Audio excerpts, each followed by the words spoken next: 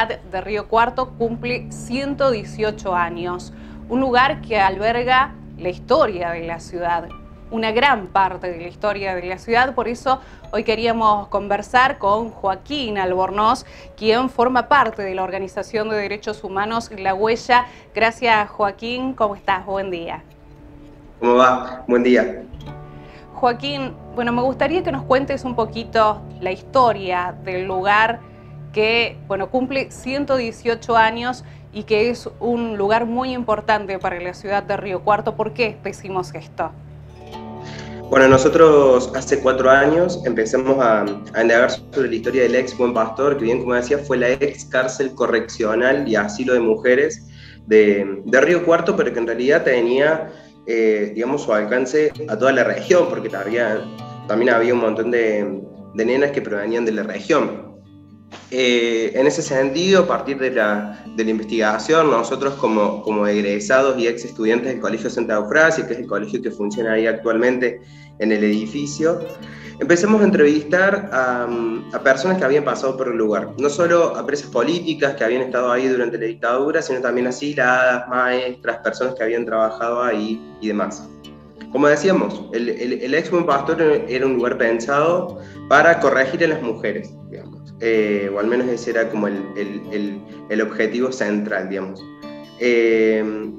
Fue cárcel, fue asilo, también fue hogar de madres solteras, digamos, funcionó como tuvo varias funciones, pero nosotros también ponemos el foco en su funcionamiento como espacio del servicio del terrorismo de Estado, durante y previo a la dictadura, pero también la importancia que tiene en términos arquitectónicos, históricos y culturales. Digamos, uno de los pocos edificios de la ciudad que conservan esa estructura arquitectónica y también un montón de piezas artísticas, mosaicos, pisos y demás que están dentro del edificio.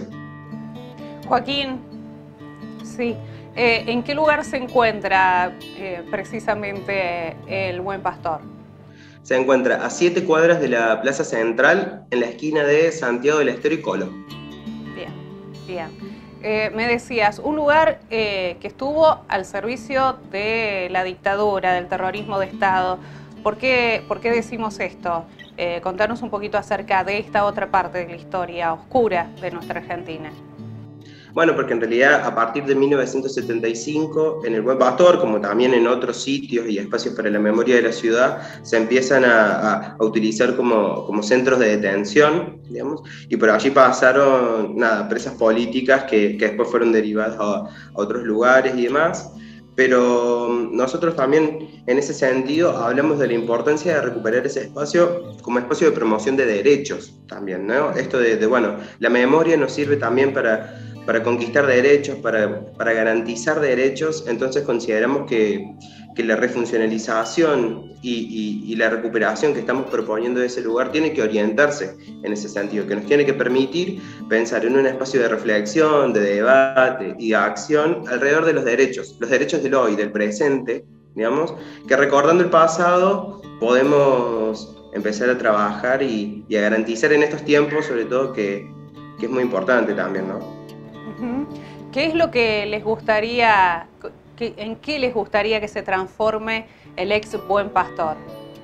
Bueno, en primer lugar, nosotros presentamos un proyecto en el 2017 en el Consejo Deliberante de acá de Río Cuarto, apuntando a la recatalogación del edificio como zona de protección histórica, es decir, que no se pueda demoler, en primer lugar, y que se proteja con diferentes grados, en diferentes medidas, la originalidad, entre comillas, del edificio. Entonces, como zona de protección histórica y como sitio de la memoria, digamos. Con esa recatalogación podemos pensar en una refuncionalización. ¿De qué refuncionalización hablamos nosotros? Bueno, de espacio de promoción de derechos, digamos, ¿no? Que eso también involucraría una dimensión pedagógica, una dimensión cultural, que no solamente se extienda a Río Cuarto, sino también a la región, digamos, como el nexo, entre varias comunidades, entre varias localidades y demás. Me decías, en estos momentos, ¿qué es lo que funciona en el lugar? ¿Un colegio? En este momento funciona el Colegio Santa Eufrasia, que en su momento lo fundaron las monjas, pero hoy el colegio es una asociación civil, digamos, diferente a la congregación de monjas. Y nada, está sujeto a También, bueno, se van a mudar dentro de poco porque el colegio se está construyendo su edificio nuevo, pero lo importante en el último tiempo es que hemos conseguido el 16% de la manzana que la congregación de monjas va a tener que donar a la Municipalidad de Río Cuarto. En este momento, bueno, hay que seguir el trámite de la donación, pero lo importante es que la primera parte ya está garantizada, digamos, y que en realidad hay que trabajar para sostenerla, porque esto, digamos, consideramos que es importante para activar también la cultura y la historia de Río Cuarto y la región. Joaquín, la municipalidad dio algún comunicado, se comunicó con ustedes en algún momento, ¿tuvieron alguna novedad?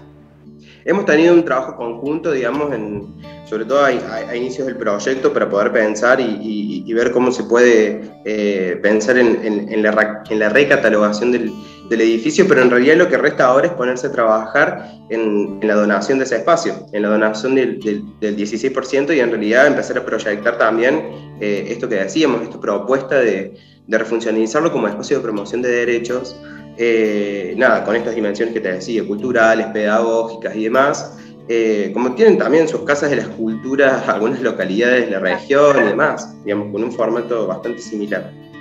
¿Cómo les surge a ustedes como organización de derechos humanos esta iniciativa, ¿no?, de recategorizar, de darle valor al lugar, a este ex buen pastor? Bueno, eso, en principio nosotros somos egresados de Colegio Santa Eufrasia y siempre sabíamos que por ahí había habido presas políticas durante la dictadura y demás, pero nunca conocíamos en profundidad la cuestión. Ya más grandes, entrados de la universidad, pudimos empezar a investigar, a armar un proyecto de investigación al respecto, y desde ahí estar pensando en el buen pastor como algo más amplio, digamos, que era importante para la ciudad, que era importante para la región, y que nos permitía pensar mucho más allá del terrorismo de Estado y demás, sino en toda la historia del buen pastor como una institución clave en la dinámica de Río Cuarto y la región. Te consulto, Joaquín, ¿tenés conocimiento de si estuvo allí detenida Gladys Ambord? Sí, hemos tenido contacto con ella, sí, por suerte. Bueno, ella forma parte de una serie de entrevistas, digamos, que hemos podido hacer alrededor de personas que han estado ahí alojadas y detenidas en ese espacio. Te cuento que nosotros tuvimos una charla en el Día de la Memoria con ella y bueno, nos contaba un poco su historia desde Suiza, y nos contaba también acerca de todo el trabajo que está realizando. Por eso te preguntaba si sabías que ella había estado en ese lugar. ¿Tuviste algún acercamiento con alguna otra persona que haya estado detenida allí? Sí. Bueno, con otras personas que han estado detenidas. Hay personas que prefieren sostener su anonimato también cuando dan entrevistas. Nosotros somos muy cuidadosos en ese sentido, pero sí, digamos, muchas personas que nos han contado anécdotas no solamente, digamos, vinculadas a las detenciones y demás, sino también al día a día del buen pastor, digamos, cómo era la dinámica, algunas travesuras que se mandaban las asiladas, porque digamos, eran nenas de entre 10, 15 años y demás que estaban ahí. Y después también anécdotas de cuando empezaron a venir las escuelas. Ahí también funcionó el colegio de Iquiara un tiempo. También, bueno, en conjunto con el colegio Santa Eufrasia, en ese momento que era solo primario. Entonces hay un montón de anécdotas y también de los vecinos, ¿no?, que circundan al buen pastor, que nos permiten decir, bueno, por ejemplo, qué sé yo, algunas nenas jugando con una pelota de trapo en el patio, y justo con la pateó fuerte, le pegó una monja, y bueno, ahí se come un castigo también. Claro. Nada, cuestiones como esas que hacen como al día a día de la institución.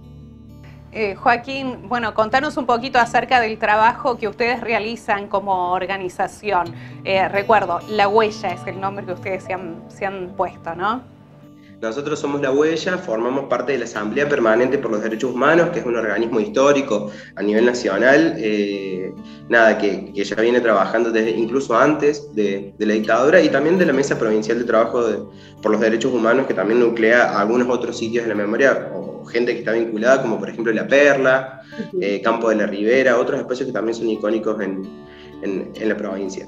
En ese sentido, no solamente trabajamos memoria y patrimonio cultural, sino, como decía, también trabajamos alrededor de los derechos. Digamos. En este momento tenemos un proyecto que se llama Laboratorio de Derechos, que en realidad surge en relación a la pandemia. Digamos, la pandemia vino también a vulnerar un montón de derechos de un montón de personas, digamos, en diferentes sentidos. Entonces, lo que hacemos con el Laboratorio de Derechos es relevar, sistematizar y también poder intervenir junto a otras personas en algunas situaciones concretas, como por ejemplo de la vivienda, violencia institucional, algunas cuestiones vinculadas a género también. Es decir, nosotros nos proponemos un trabajo integral en memoria. Nosotros decimos que si la memoria no sirve para construir derechos, no es memoria souvenir, digamos. Entonces consideramos que esa vinculación entre el pasado y el presente es importante y que se tiene que reactualizar en el sitio, digamos, en el Buen Pastor. Claro. Joaquín, bueno, estuvimos investigando un poquito acerca de ustedes. ¿También visitas guiadas? ¿Es verdad esto? ¿Suelen hacerlo? Claro, bueno, en algún momento hicimos también visitas guiadas por dentro del edificio, porque como te decía, en este marco de las entrevistas también las entrevistadas pudieron reconocer el espacio, pudieron volver a entrar en el Buen Pastor. Algunas de ellas no entraban hace como 60 años, 70 años algunas. Entonces con eso pudimos ir reconstruyendo qué funcionaba en cada lugar, en diferentes años, en diferentes épocas, y con eso armar un recorrido guiado por dentro del edificio, que nos permite también señalar qué espacios podrían ser modificados y cuáles no a la hora de pensar una refuncionalización.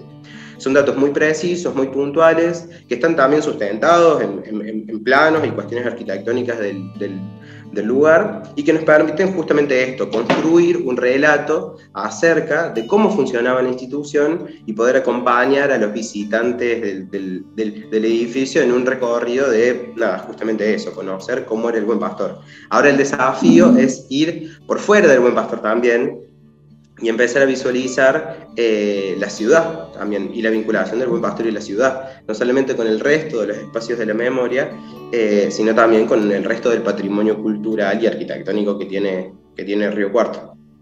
Me decías, bueno, también otros espacios. ¿Hay algún otro espacio que a ustedes les gustaría intervenir en la ciudad de Río Cuarto? No, nosotros, o sea, a ver, consideramos que en realidad la política de sitios de la memoria, pero también la política cultural, se enmarca en algo más amplio, que nos permita justamente eso, revalorizar la historia de Río Cuarto y empezar a construir un corredor cultural, digamos, que nos permita, nada, tener nexo con esos otros espacios que existen en la ciudad, que ya vienen trabajando la cultura, que ya vienen trabajando la historia, y que son importantes, por mencionar la Casa de la Memoria, la Casa de la Cultura, el Museo de Bellas Artes y demás, digamos, ¿no? Bien, bueno, Joaquín, me gustaría que nos digas cómo ubicarte, cómo ubicamos a la gente de La Huella y también si están realizando algún tipo de trabajo extra en estos momentos a pesar de la pandemia. Y quizás, bueno, por ahí cuando todo vuelva a la normalidad, si podemos acercarnos a ustedes, conocer un poco más la historia del Buen Pastor y todo lo que están trabajando. Bueno, es importante aclarar que nosotros somos una asociación civil y que nos sostenemos gracias al aporte de un conjunto de socios que tenemos, que ponen sus aportes mensuales, que creen en lo que hacemos y que sostienen estos trabajos de investigación e de intervención alrededor de los derechos. Bueno, justamente para poder, alguna persona que haya estado en el Buen Pastor, que conozca a alguien que haya estado en el Buen Pastor, de ahí de Dehesa y demás, estamos en Instagram o en Facebook como La Huella Río IP, digamos, ahí nos pueden buscar, van a encontrar ahí nada de nuestra página web y el trabajo que venimos desarrollando, se pueden contactar por ahí, digamos. Si conocen una persona o estuvieron en el Buen Pastor o conocen una historia alrededor del Buen Pastor o sobre la memoria en Río Cuarto, bueno, de más está decir que trabajamos con absoluto respeto y confidencialidad cuando nos lo solicitan, así que bienvenido sea. Joaquín, un gusto haber conversado hoy con vos.